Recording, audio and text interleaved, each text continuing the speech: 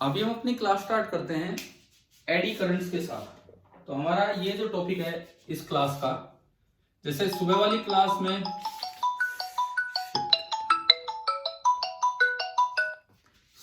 Class में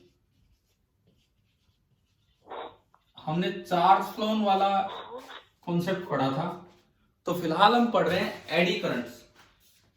AD का मतलब होता है एक भंवर बन जाना। इस तरह से जैसे कोई साइक्लोन तूफान से आते हैं उनमें भंवर बन जाता है, उसको बोलते हैं एडी। एडी करंट का दूसरा नाम वर्लपूल भी था, वो ज्यादा कॉमन नहीं है लेकिन वर्लपूल भी इन्हीं को बोलते हैं। अब वर्लपूल आपको याद हो, एक वॉशिंग मशीन का शायद कंपनी का नाम था वर्लपूल, है ना? है मतलब इस तरह की कोई कंपनी। तो वर्लपूल मतलब वो इस तरह से कोई गोल गोल घूमने वाले करंट बनेंगे, इन्हें बोला जाता है एडी करंट। वर्लपूल है सर, वर्लपूल। क्या इस तरह की कोई कंपनी है वॉशिंग मशीन्स की? Yes sir, yes sir. तो ये इनका दूसरा नाम ये भी था वर्लपूल्स। इनका दूसरा नाम ये भी था कि भाई इस तरह से सर्कुलेटिंग करंट होती है, हिंदी में इसे बोलते हैं भंवर धाराएं, धारा फॉर करंट एंड भंवर इनके लिए। या इसके जो जिसने इस बात का पता लगाया उनके नाम पे भी इनका नाम बोला जाता है फौकॉल्ट्स करंट, ये भी नाम है इनका। ये वो साइंटिस्ट है जिन्होंने ये बताया था कि भाई इस तरह की भी कोई चीज है फौकॉल्ट। अब कब डिस्कवर किए पता नहीं, कब डिस्कवर किए मतलब 1830 1840 के आसपास के हैं ये करंट्स। तब पता लग चुका था 1830-40 के बाद। भारत में जब पहला स्वतंत्रता संग्राम हुआ था उससे पहले एडी करंट्स का पता लग चुका था, ये था। तो एडी करंट होते क्या है, ठीक है, इसके डिस्कवरर का बता दिया, ये क्या क्या नाम है ये बता दिए। एडी करंट का मतलब क्या है? जब बल्क पीसेज ऑफ मैटर, देखिए एडी करंट क्या होते हैं कि when bulk pieces of matter are subjected to changing magnetic flux. क्या मतलब है इस बात का? चेंजिंग बी या यूं कहें चेंजिंग मैग्नेटिक फ्लक्स। अभी सुबह तक, कल तक हम केवल एक चीज ले रहे थे कि भाई एक फ्रेम है, एक सर्कुलर लूप है और उसमें से फ्लक्स चेंज हो रहा है। कहीं भी बल्क पीस नहीं लिया। जैसे रिंग है वो एक सिंपल फ्रेम है, लेकिन अगर आप डिस्क ले लेते हैं तो वो एक बल्क मैटर में काउंट होगा जिस पूरा भरा हुआ है। तो अगर कभी इस तरह का कोई बल्क मैटर आप ले लेंगे तो उसमें करंट इंड्यूस होंगे, वैसे इंड्यूस होंगे जैसे एक वायर में हुआ करते थे। Currents are induced in it. ये जो भी मैटर है, currents are induced in bulk matter. और इनकी जो शेप होती है वो कुछ सर्कुलर करंट्स, दुनिया भर के सर्कुलर करंट्स उसमें इंड्यूस हो जाते हैं और इनको नाम दिया जाता है एडी करंट्स। ये जो करंट्स बने थे, जो फौकॉल्ट ने पता किया, इनको नाम दिया गया एडी करंट। जैसे मैं एक अरेंजमेंट बना के आपको दिखाता हूं कि कैसे एडी करंट्स को आप पहचानेंगे, किस तरह से एडी करंट्स को पहचानेंगे, ये देखना है। सपोज यहां कोई मैग्नेटिक फील्ड है बोर्ड पे अंदर की तरफ। अब बोर्ड पे अंदर की तरफ मैग्नेटिक फील्ड है, यूं क्रॉस लगा दिया मैंने, क्रॉस डॉट कैसा भी हो सकता है फील्ड। इस तरह का एक मैग्नेटिक फील्ड हमने लगाया और यूं अंदर की तरफ है, ये एक मैग्नेटिक फील्ड है। और इसके अंदर कोई प्लेट, सपोज ये एक रस्सी बंधी हुई है और ये एक डिस्क है, बल्क मैटर है मतलब ये डिस्क है, ये कोई फ्रेम नहीं है। कोई बाहर का फ्रेम होगा जब तो वही ईएमआई वाला काम हो गया जो पहले था। ये पूरी एक प्लेट है, बल्क मैटर है और ये स्विंग करते हुए यहां से निकल रही है। मान लो ऊपर कहीं बंधी हुई है और ये यूं स्विंग करते हुए यहां से निकलेगी। तो अब देखो मैं आपको दिखाता हूं कि एडी करंट की डायरेक्शन भी आपको समझ में आनी चाहिए। आप वही लेंज लो लगेगा, सेम लेंज लो। जैसे ही ये इसमें एंटर करना चाहेगी तो इसका एरिया फील्ड में बढ़ेगा कि कम होगा, बताओ? जैसे जैसे ये एरिया फील्ड में आएगा, फील्ड में एरिया बढ़ेगा कि कम होगा? भाई शुरू में बिल्कुल एरिया बढ़ेगा, शुरू में बिल्कुल भी एरिया फील्ड में नहीं, धीरे धीरे बढ़ेगा। तो आप बताओ, जब एंट्री टाइम है तो मैग्नेटिक फ्लक्स टाइम के साथ बढ़ रहा है कि कम हो रहा है? बढ़ रहा है। बढ़ रहा है। ड्यूरिंग एंट्री, एंट्री के समय जो मैग्नेटिक फील्ड है वो बढ़ रहा है, तो इसका मतलब फ्लक्स बढ़ रहा है। फ्लक्स बढ़ रहा है। फ्लक्स अगर बढ़ता है तो लेंज ने क्या बताया था, फेराडे ने क्या बताया था, किस तरह से करंट आएगा, फ्लक्स को और बढ़ाने के लिए या फ्लक्स को कम करे, फ्लक्स कम हो, फ्लक्स डिक्रीज करे। यानी कि आई इंड्यूस का काम है to decrease the flux. Flux अगर डिक्रीज करना है तो बी सेम डायरेक्शन में इंड्यूस होना चाहिए कि अपोजिट डायरेक्शन में, बोलते चलो आप, अपोजिट में। इसमें कुछ सर्कुलर करंट्स बन जाएंगे क्योंकि ये पूरा कंडक्टिंग लूप है, लूप नहीं है सॉरी, कंडक्टिंग मैटर है। तो दुनिया भर के पाथ्स अवेलेबल हैं, जैसे भी करंट को सुटेबल लगे फ्लो करेगा। अब आप बताओ जब ये एंटर करेगा तो इंड्यूस्ड करंट का बी अंदर होना चाहिए कि बाहर होना चाहिए लेंस के अकॉर्डिंग, बताओ। इन सब बातों को मद्देनजर रखते हुए आप बताइए कि जब ये इसके अंदर आएगा तो इंड्यूस्ड फील्ड अंदर होना चाहिए कि बाहर होना चाहिए, बाहर, क्योंकि हमें फ्लक्स को डिक्रीज करवाना है। तो जिधर भी अप्लाई कर रखा है उससे अपोजिट डायरेक्शन में आना चाहिए। इसका मतलब ये हुआ कि जब ये यहां पे कहीं एंटर करने लगेगी, जब ये यहां पे कहीं एंटर करने लगेगी, तो अब आप बताओ बाहर होने के लिए इस वायर में, इस प्लेट में, ये जो प्लेट है पूरी, इसमें क्लॉकवाइज करंट्स बन जाएंगे कि एंटी क्लॉकवाइज, ताकि उनका बी बाहर हो, बताइए। हाँ यूं, तभी तो बाहर होगा। तो इसमें ना कुछ सर्कुलेटिंग करंट्स बन जाते हैं इस तरीके से, इस पूरे मेटल में दुनिया भर के यूं पाथ्स बन जाते हैं और इन्हें बोलते हैं एडी करंट्स। और ये इस तरह बनेंगे कि जो करंट की वजह से बी आए वो बाहर की तरफ हो, इसको अपोज करने के लिए।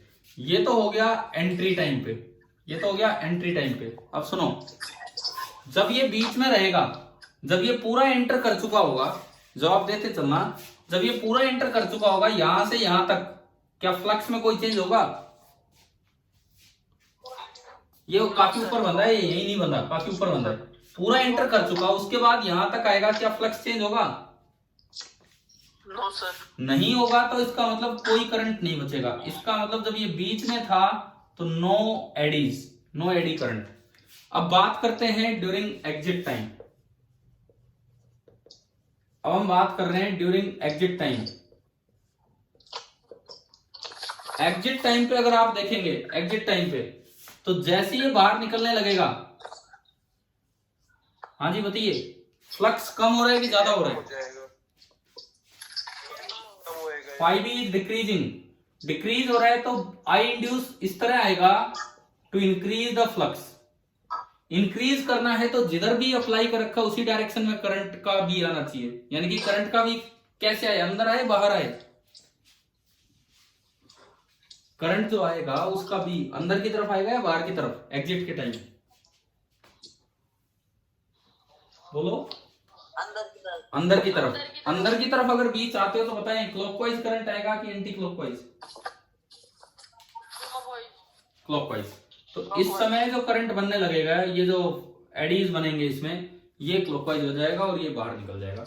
ये जो करंट आते हैं बल्क मैटर में, किसी फ्रेम में नहीं, किसी रिंग में नहीं, पूरे मैटर में, कंडक्टिंग मैटर में जो ये इस तरह के सर्कुलर करंट्स बनते हैं, इनको नाम दिया जाता है एडी करंट। तो एडी करंट क्या होते हैं, क्या ये समझ में आ गया डायरेक्शन के साथ साथ कि डायरेक्शन कैसे हो रही है सब चीज? दोबारा सुन लो, डायरेक्शन दोबारा सुन लीजिए, एंट्री एग्जिट दोनों की डायरेक्शन दोबारा सुन लो। ये काफी ऊपर बंधा हुआ है, ये मान लो कि ये बीच का पार्ट है और ये यूं बंधा हुआ है, फिर ये यहां था, फिर ये यहां था, इस तरह से। शुरू में जब ये प्लेट बाहर है, तो इसमें से कोई फ्लक्स नहीं है। लेकिन जैसे जैसे फील्ड में एंट्री स्टार्ट करेगी तो फ्लक्स बढ़ना स्टार्ट होगा। फ्लक्स होता है नंबर ऑफ फील्ड लाइंस, तो जैसे जैसे अंदर जाएगी नंबर ऑफ फील्ड लाइंस बढ़ेगी। तो ये इसके अंदर जाता जा रहा है तो फील्ड लाइंस बढ़ती जा रही है। अगर फील्ड लाइंस बढ़ रही है तो फ्लक्स बढ़ रहा है, तो अकॉर्डिंग टू लेंस इस तरह से करंट आएगा कि वो इस फ्लक्स को कम करवाए। मतलब जिस डायरेक्शन में बी है, अपोजिट डायरेक्शन में इंड्यूस्ड करंट का बी होना चाहिए। बी अप्लाइड अंदर था तो इंड्यूस्ड करंट का बी बाहर होना चाहिए। बाहर कैसे होगा कि इसमें करंट राइट हैंड से मैं घुमा रहा हूं, इसमें करंट एंटी क्लॉकवाइज बने तो इसमें यूं सर्कुलेटिंग करंट्स बन जाते हैं। अच्छा, जब ये पूरा एंटर कर चुका है और पूरा इसके अंदर चलेगा तो फ्लक्स में कोई चेंज नहीं है, और जिस समय कोई चेंज नहीं होगा तो कोई एडी करंट फ्लो नहीं करेगा। लास्ट में जब ये फिर बाहर निकलने लगा तो अब फ्लक्स कम होने लगा, क्योंकि वो फील्ड से बाहर जा रहा है तो फ्लक्स कम होने लगा। फ्लक्स कम होने लगा तो उसको सपोर्ट करवाने के लिए करंट आएगा, यानी कि करंट इस तरह आएगा कि उसका भी अंदर की तरफ रहे। तो उसका भी अगर आप अंदर की तरफ चाहते हो तो मैंने यूं करंट यूं राइट हैंड घुमाया, मतलब क्लॉकवाइज। तो पहली बार इस डायग्राम में एंटी क्लॉकवाइज था एंड दूसरी बार इस डायग्राम में क्लॉकवाइज। अच्छा, ये जो फील्ड है, ये फील्ड कैसे लगाया जाता है? एक यू शेप मैग्नेट ले लिया, सपोज एक यू शेप मैग्नेट ले लिया, मुझे फील्ड चाहिए इधर, तो मैं यहां रखूं नॉर्थ पोल एंड बोर्ड के पीछे रखूं साउथ पोल और उसको बोर्ड के तरफ से यूं घुमा दूं, क्योंकि मैग्नेट के अंदर तो फील्ड होता है साउथ से नॉर्थ, और मैग्नेट के बाहर किधर से किधर होता है? मैग्नेट के बाहर नॉर्थ से साउथ। तो मैं एक ऐसा मैग्नेट लूं जो यूं घुमा हुआ हो, नॉर्थ पोल इधर हो, साउथ पीछे हो, तो बाहर फील्ड होगा नॉर्थ से साउथ, तो उसके बीच में ये प्लेट यूं घूम रही होंगी। क्लियर? तो ये इस तरह से जनरेट किया जाता है। पहले तो ये बताओ एडी करंट क्या होते हैं, क्या ये समझ में आ गया कि नहीं? हाँ जी, क्लियर है? ठीक है ना? अगर अभी भी रिपीट करवाना मैं दोबारा समझा दूंगा, नहीं तो फिर मैं एडी करंट में आगे बढ़ता हूं।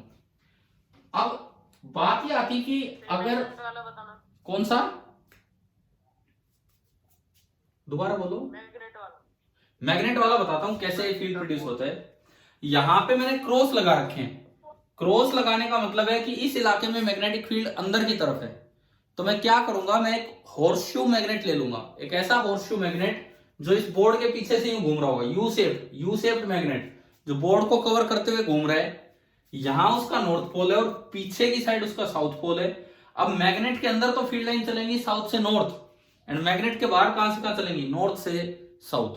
तो ये अंदर की तरफ क्रॉस हो गया।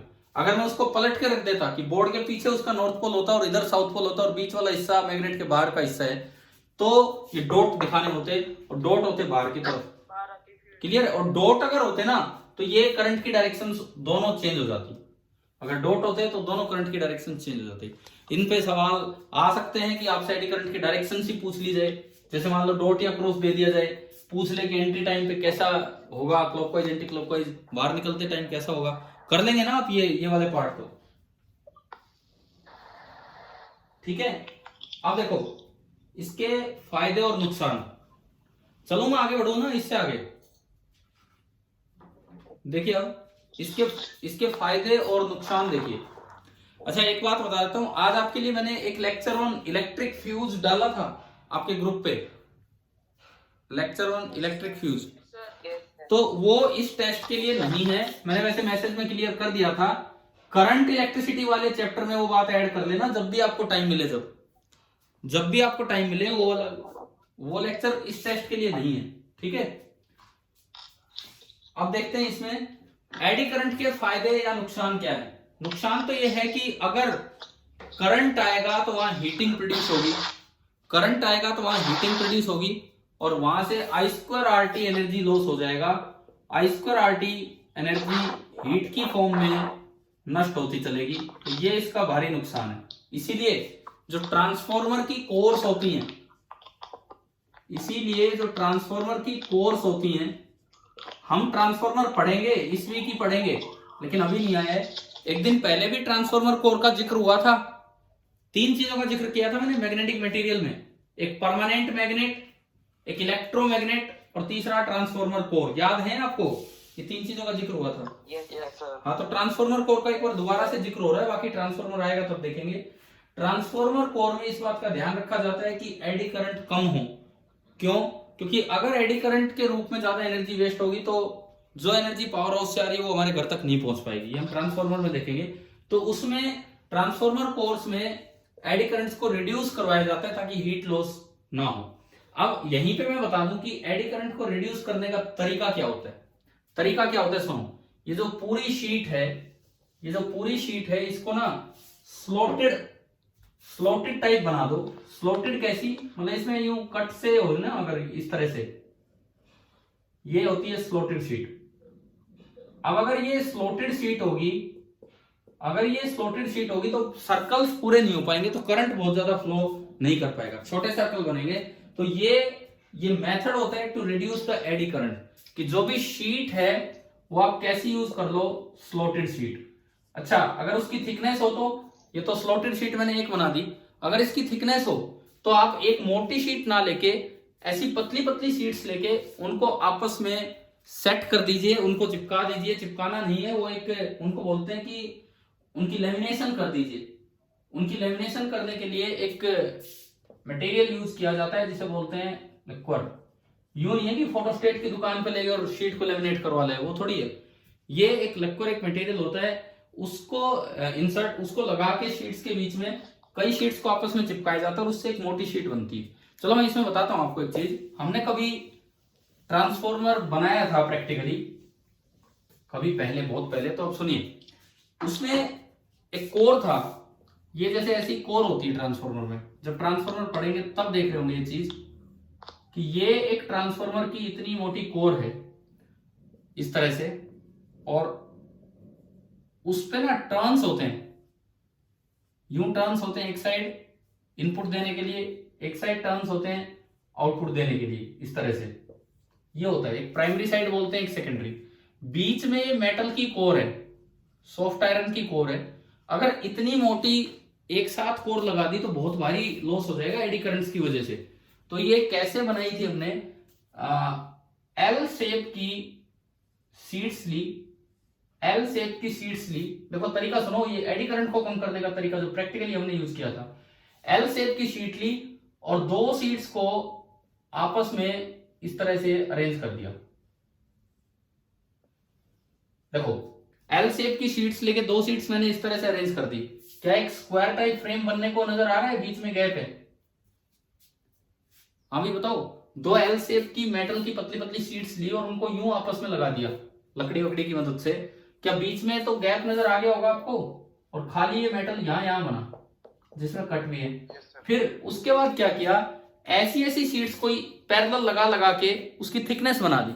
वो वार्निश्ड शीट थी, उन पर लेक्वर लगा हुआ था और वो तो वर्कशॉप में मिली थी। फिर ऐसी ऐसी शीट्स को एक दूसरे के पैरेलल लगा के, और ये जो मेटल कोर बनी, ये एक इकट्ठी मेटल कोर नहीं, इसमें दुनिया भर की यूं शीट्स लगी थी।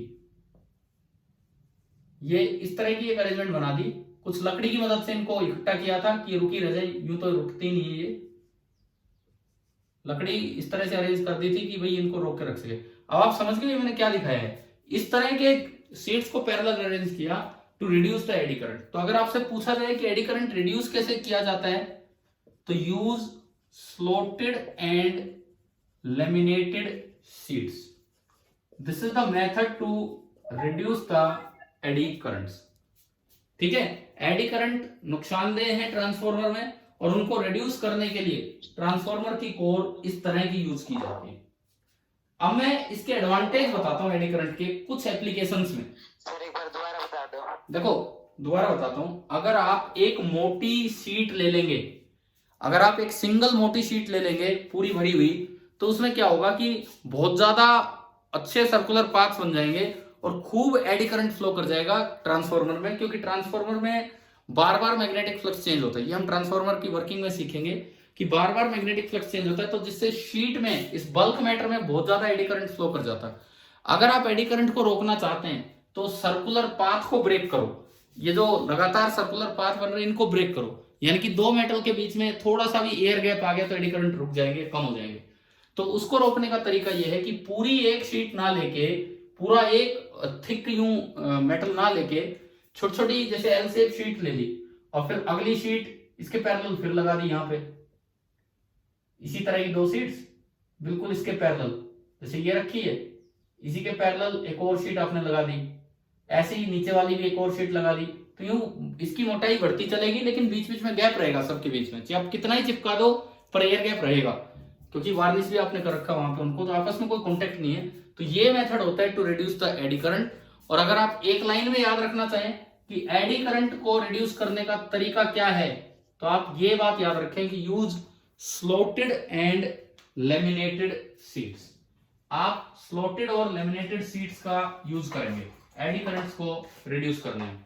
जैसे देखो अभी ये ट्रांसफॉर्मर खुला नहीं है, हमने इसमें लगा दिया था ये बना के। ये एक ट्रांसफॉर्मर लगा हुआ है इसमें, एक छोटा सा जो सबसे फ्रंट पे है ना, ये मैं आपको दिखाता हूँ, ये वाला हिस्सा, ये एक ट्रांसफॉर्मर है। अब इसके अंदर ये जो मेटल जिसपे चिपकाया हुआ है, ये ऊपर, इसके अंदर जब हमने बनाया था तो उसमें ये एल शेप की सीट्स लेके बनाया था ताकि आप एडी करंट्स को रिड्यूस कर सके। अभी वो खुला हुआ नहीं है, नहीं मैं आपको दिखाता कि उसमें किस तरह से एल शेप की सीट्स हैं। चलो, एडी करंट होता क्या है और इसको रिड्यूस कैसे करते हैं और ट्रांसफार्मर में रिड्यूस करना होता है, क्या इतनी बातें आ गई है समझ में यहां तक? हाँ जी, क्लियर है ना? ठीक है। अब मैं एडी करंट पे आखिरी बात कि इसके एडवांटेज क्या हैं, कुछ अच्छी एप्लीकेशंस हैं इसकी, अब वो भी देखना है। देखो, हर चीज के फायदे नुकसान हैं। जैसे 9th में आप पढ़ते हो फ्रिक्शन, फ्रिक्शन के फायदे हैं या नुकसान है बताओ? दोनों है सर। हमारे चलने में, जब हम चलते हैं तो उसमें फ्रिक्शन हमारी मदद करता है कि हमें मतलब एनर्जी वेस्ट करता है, क्या करता है? मदद करता है। हाँ, अगर फ्रिक्शन नहीं होता तो आप यहाँ चल ही नहीं पाते, पांव पीछे ही चलते रहते, आगे मूव ही नहीं कर पाते। आप फ्रिक्शन की वजह से ही आप आगे मूव करते हैं। और वैसे कई जगह जैसे मूविंग पार्ट्स होते हैं मशीनरी में, वहां उसका नुकसान भी है, वो एनर्जी वेस्ट। तो वही सेम काम एडी करंट में। तो अब मैं कुछ एप्लीकेशंस की बात करता हूं इसकी, उनकी डिटेल में नहीं जाना, हमें याद जरूर रखना है। कारण क्या है, कारण क्या मैं बताता हूं किस तरह से क्वेश्चंस आते हैं। डिटेल, ये टेक्नोलॉजिकल डिटेल्स हैं जो इंजीनियरिंग के टाइम आप पढ़ेंगे, क्योंकि ये डिटेल्स 11th 12th की फिजिक्स में भी नहीं आनी, बस थोड़ा थोड़ा पता होना चाहिए। एनटीएससी में किस तरह के आ सकते हैं इस तरह के क्वेश्चन, कोई एप्लीकेशन का नाम दे दिया, पूछ लिया बताओ इसमें कौन सा कॉन्सेप्ट यूज होता है, फिजिक्स के 4 कॉन्सेप्ट दे दिए, कोई भी 4, उनमें से एक दे रखा होगा एडी करंट, तो आपको यहाँ पे ध्यान देना होगा कि एडी करंट की मदद से ये होगा। जैसे पहली application, magnetic braking in trains. सबसे पहली एप्लीकेशन, देखो इलेक्ट्रिकल ट्रेन्स में जब ब्रेक लगाए जाते हैं तो वहां एडी करंट्स का यूज करवाया जाता है। कैसे कैसे नहीं, बस क्या होता है वो सुनो। हम उसकी टेक्निकल डिटेल में जा भी नहीं सकते हैं, लेकिन क्या होता है वो सुनिए। अगर ट्रेन मूव कर रही है तो उसका टायर मूव कर रहा होगा बार बार। इलेक्ट्रिकल ट्रेन में जो रेल्स होती है, रेल मतलब गाड़ी है, रेल मतलब पटरी, बताओ? रेल का मतलब गाड़ी होता है, रेल का मतलब वो पटरियां होती हैं, किसे रेल बोलते हैं? गाड़ी नहीं होती यार, सुनो। जैसे यूं बोलाओ, ट्रेन मूविंग ऑन रेल्स, तो क्या आप इसका मतलब ये लेते हो कि भाई गाड़ी के ऊपर गाड़ी चल रही है?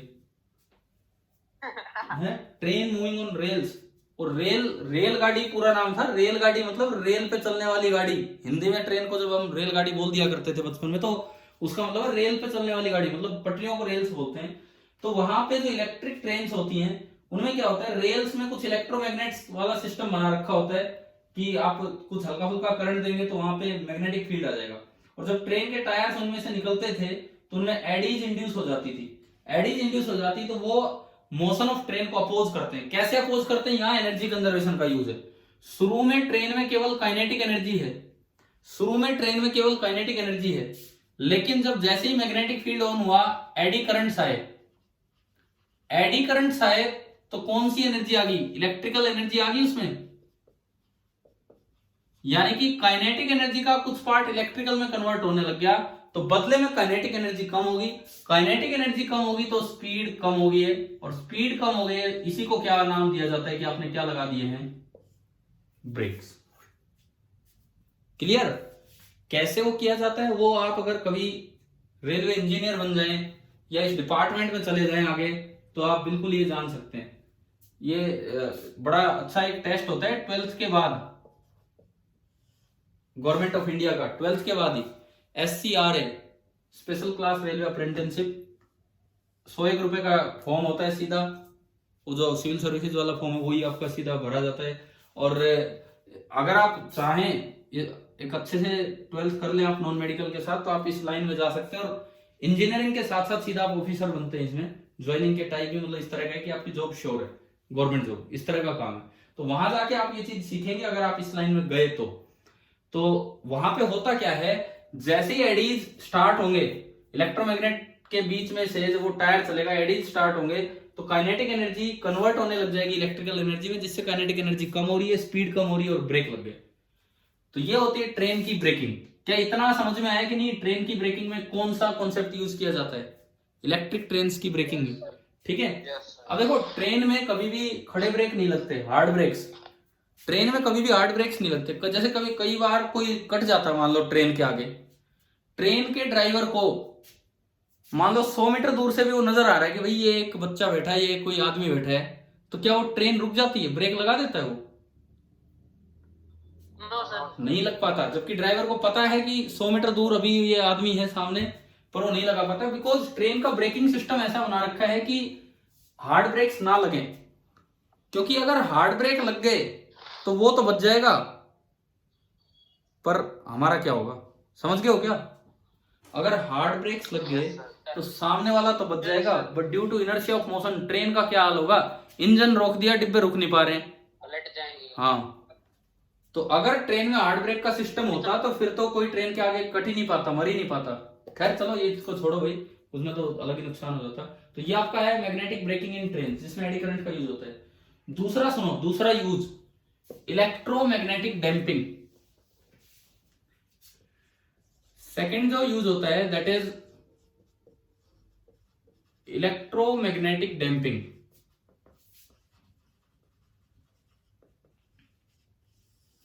ये आपका सेकंड पार्ट है। डैम्पिंग का क्या मतलब होता है बताओ?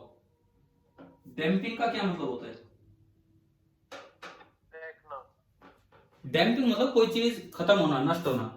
आपने गैल्वेनोमीटर देखा, गैल्वेनोमीटर में ये 0 मार्क है, निडल इधर भी जा सकती है, इधर भी जा सकती है। कोई करंट आया जिससे गैल्वेनोमीटर की निडल डिफ्लेक्ट होगी, मान लो यहां कोई 1 माइक्रो एम्पियर है और वो यहां डिफ्लेक्ट होगी। अभी फिलहाल हम देखते हैं तो वो 1 माइक्रो एम्पियर पर रुक जाती है।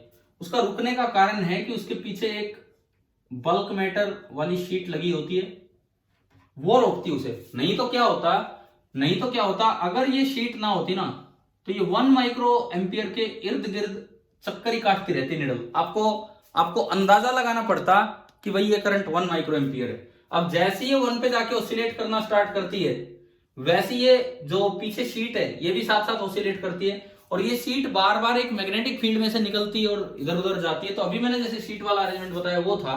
तो इसमें बार बार एडीज आते हैं, एडी करंट्स आते हैं, जिससे काइनेटिक एनर्जी उन करंट्स के थ्रू हीट में कन्वर्ट होती जाती है, एंड फाइनली इसकी काइनेटिक एनर्जी खत्म हो जाती है और ये 1 माइक्रो एम्पियर पर रुक जाता है। इसे नाम दिया जाता है इलेक्ट्रोमैग्नेटिक डैम्पिंग। तो बताओ क्या समझ में आया कि गैल्वेनोमीटर जैसे डिवाइसेज में कैसे एडी करंट्स का यूज किया जाता है? दोबारा बताओ। अच्छा सुनो दोबारा सुनो।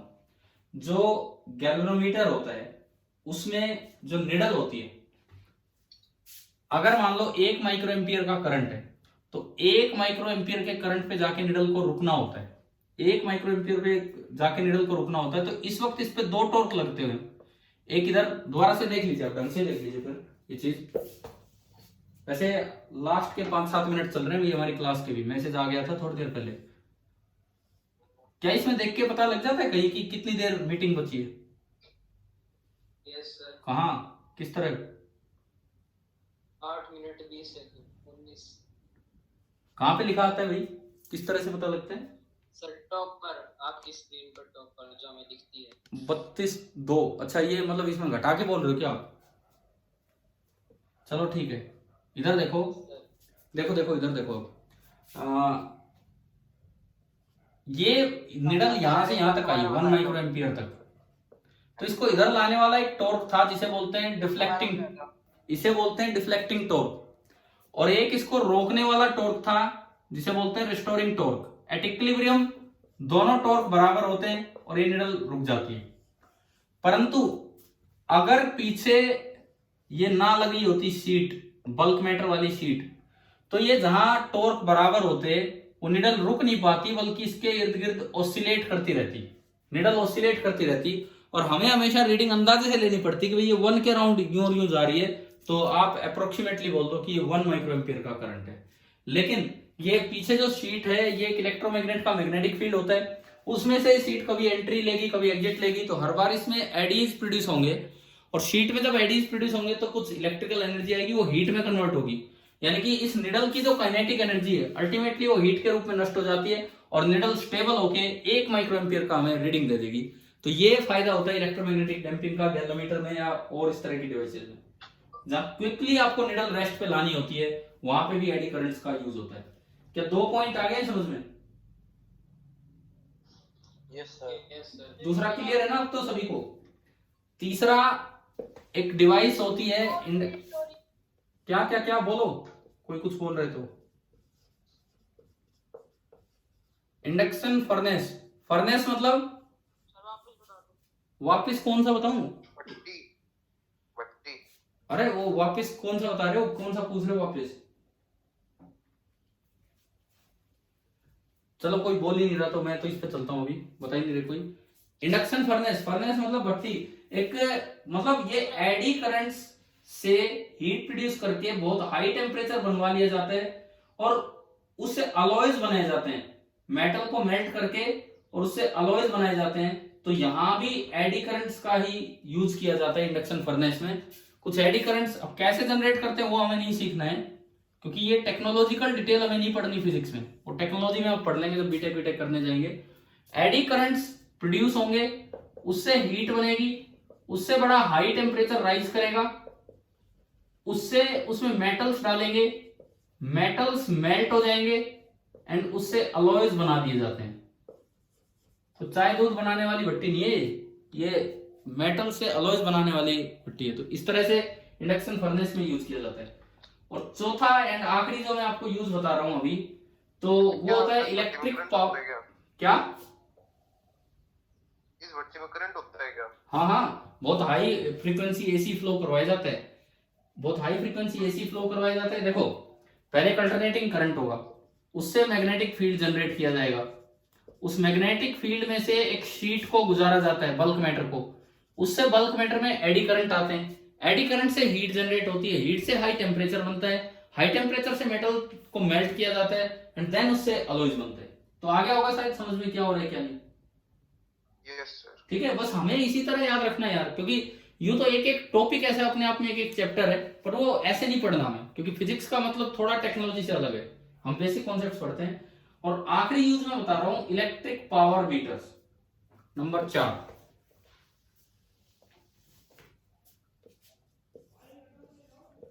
इलेक्ट्रिक पावर मीटर्स,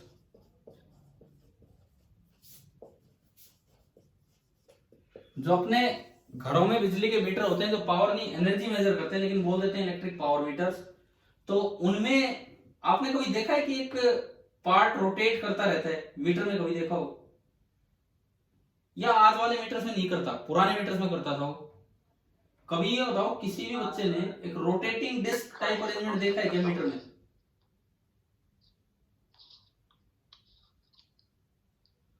हाँ भाई, कोई नहीं देखा तो कोई बात नहीं, आप फिर नहीं देखा छोड़ो उसको। हम लोग तो जैसे पहले जो मीटर होते थे उनमें अलग से दिखता था, इनमें नहीं दिखता होगा, उनमें अलग से दिखता था रोटेटिंग डिस्क, तो उसमें भी एडी करंट का यूज होता है। अब हमें वो मीटर भी नहीं पढ़ना ना, उसका यूज कैसे वो देखना है। आप ये 4 एप्लीकेशंस याद कर लेंगे, नाम याद कर लेंगे भाई, इनमें एडी करंट्स का यूज किया जाता है। Yes sir. ठीक है, तो अभी बताओ कि आपको एडी करंट वाला टॉपिक समझ में आ गया है कि नहीं आ गया है, कि क्या होते हैं एडी करंट? ठीक है, देखिए मैं 2-3 बातें आपको बताऊं। एडी करंट, सबसे पहली चीज आपने सीखी कि ये होते क्या है, कि अगर बल्क मैटर मैग्नेटिक फील्ड में से बार बार एंट्री और एग्जिट लेगा, मतलब उसमें से फ्लक्स बार बार चेंज होगा, तो एडी करंट्स इंड्यूस हो जाते हैं। दीज आर सर्कुलेटिंग करंट्स, जिनको वर्लपूल्स या फकोल्ट करंट भी बोल देते हैं, उसके साइंटिस्ट के नाम पे जिसने बताया था। उसके बाद फिर सीखा इसका एडवांटेज ना, पहले हमने देखा इसका डिसएडवांटेज। डिसएडवांटेज था कि इससे हीट प्रोड्यूस हो रही है, काफी एनर्जी वेस्ट हो रही है। उसको फिर कम करने का तरीका, use slotted and laminated sheets, जो कि ट्रांसफार्मर में यूज किया जाता है। और फिर हम आए इसके एडवांटेज पे, तो इसकी ये 4 एडवांटेज हमने देखी है: magnetic braking in train, electromagnetic damping, induction furnace and electric power meter. तो शायद सभी को क्लियर हो गया होगा एडी करंट क्या होते हैं क्या नहीं। Yes sir. ठीक है, अब सुनिए, कल आपका टेस्ट होगा। कल मॉर्निंग क्लास तो वही 7 बजे ईएमआई पे, लेकिन इवनिंग क्लास टेस्ट से पहले एक फ्लोटेशन पे, और वही कुछ क्वेश्चंस मैं आपको एग्जैक्टली कल बता दूंगा कि भी कितने पार्ट से क्या क्या क्वेश्चंस हम डाल रहे हैं। ठीक है, सर रिवीजन क्लास दोगे? हाँ रिवीजन क्लास वही है, वो इवनिंग क्लास में फ्लोटेशन जो हो रहा है। मैं यार ये चीजें ना आपको अभी थोड़ा देख के बताऊंगा कि क्या टॉपिक डालने हैं आपको, क्लियर आज ही आपके ग्रुप पे डाल देंगे कि कौन कौन से टॉपिक कल टेस्ट में आ रहे होंगे। जरूरत पड़ेगी रिवीजन क्लास की तो वो भी ले लेंगे, कोई दिक्कत ही नहीं है, ठीक है। लेकिन टेस्ट अच्छे से देना, 13 ही क्वेश्चंस का टेस्ट होगा, वही 13 नंबर का जैसे हम हर बार लेते आए हैं। क्लियर? Yes sir sir. आपने ठीक है। असाइनमेंट ठीक है, अब मैं क्लास खत्म करता हूं।